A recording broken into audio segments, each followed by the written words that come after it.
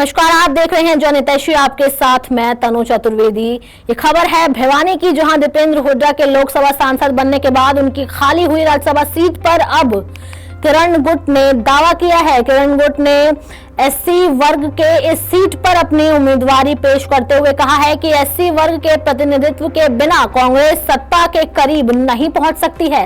इस गुट का तर्क है कि जब भी एससी वर्ग को प्रतिनिधित्व मिला है तब कांग्रेस सत्ता में आने के करीब होती है।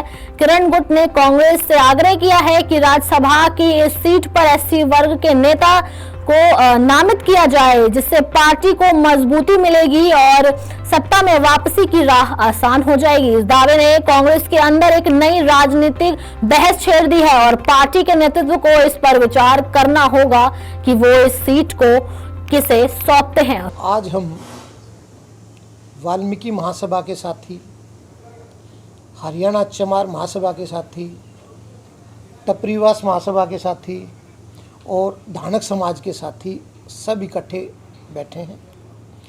हम सब लोगों की एक चर्चा हुई कि कांग्रेस पार्टी का परंपरागत वोट था वो हमेशा से एससी वोट रहा।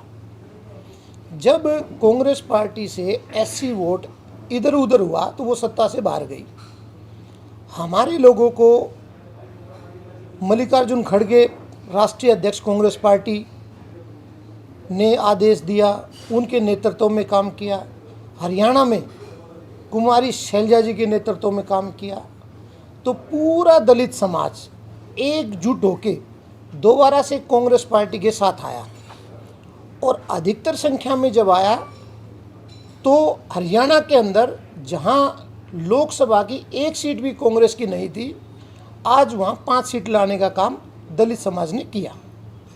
तो हमारे प्रदेश के अंदर जो मुख्य तौर पे दलित जातियां हैं वो चमार जाति है सबसे बड़े तौर पे, दूसरे नंबर पे वाल्मीकि जाति है, तीसरे नंबर पे धानक जाति है। फिर हमारी छोटी छोटी जातियां बहुत सारी जातियां हैं।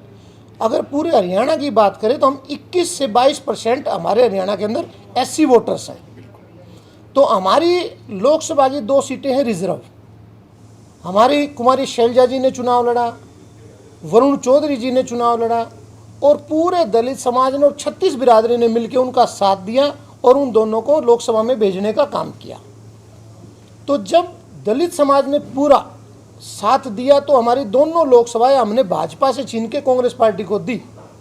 आज हम पूरा समाज ये कांग्रेस पार्टी से मांग करते हैं कि लोकसभा में हमारे 2 प्रतिनिधि चले गए।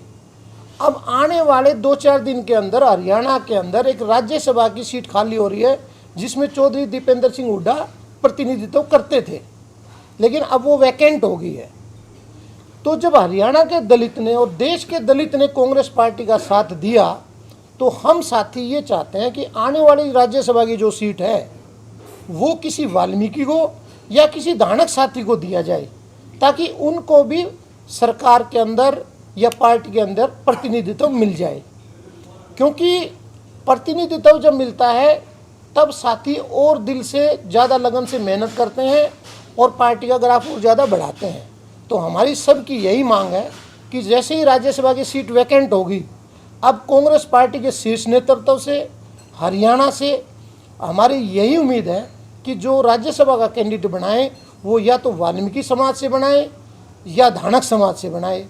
ये हमारी मुख्य तौर पे आज मांग है।